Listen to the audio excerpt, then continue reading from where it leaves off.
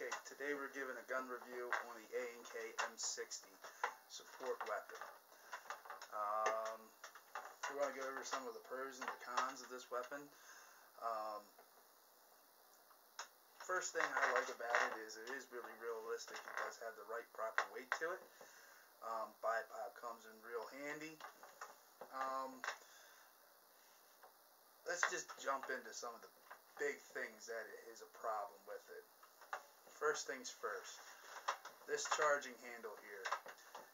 It's very difficult to run with that and to hold that because these two screws right here that hold the charging handle on are already backing out. Other than that, also the number 2, the mag plate under here that holds your drum mag on is easily broken. Very easily. It is nothing. He was in the middle of running and that bitch fell apart. That shit was bad. It actually is nothing but very cheaply spot welded on and comes off very easily. So what you're probably going to want to do is his idea is drill through here and bolt it on. Yes, do that right off the jump with it, because you don't want to be like me and running along and next thing you know your mag's dangling by your feet and pulling on these very delicate power wires that are already torn as well. They could have did a better job with the placement of that one. The hop up is very difficult as well. It's very hard to see. It's way down in here and it is a pain to adjust if you have to. And this don't really like to close too much. Bipod is very sturdy, helps out a lot. You got your rate of fire adjuster. If you turn it down too low, it actually will make your motor hum and will start acting crazy.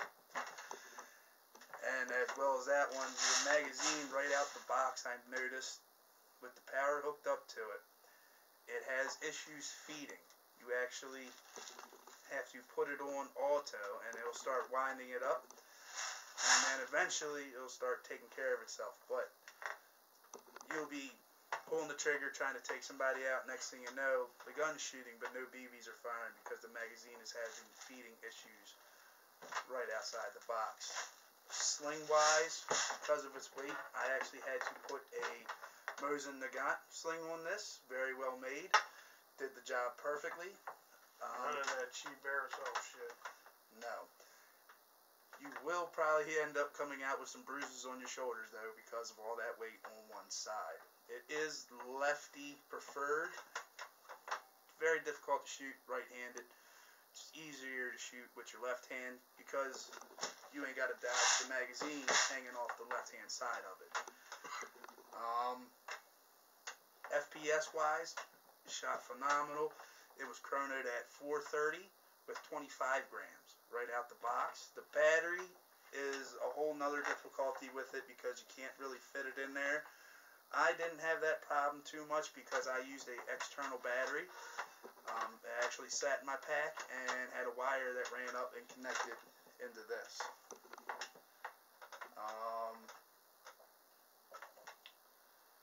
For everything else, I mean, it shoots phenomenal.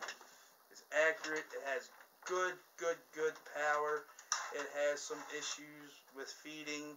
And of course the mag falling off during gameplay, which kind of sucked. You had to walk all the way back. We were at Balahack, first place we used it at, and it sucked walking all the way back to get another gun.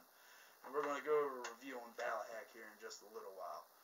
But as for this thing, it's a 50-50 shot on it. It's heavy, it's accurate, it's powerful. Cons are ammo plate fall right off on you, the magazine misfeeds.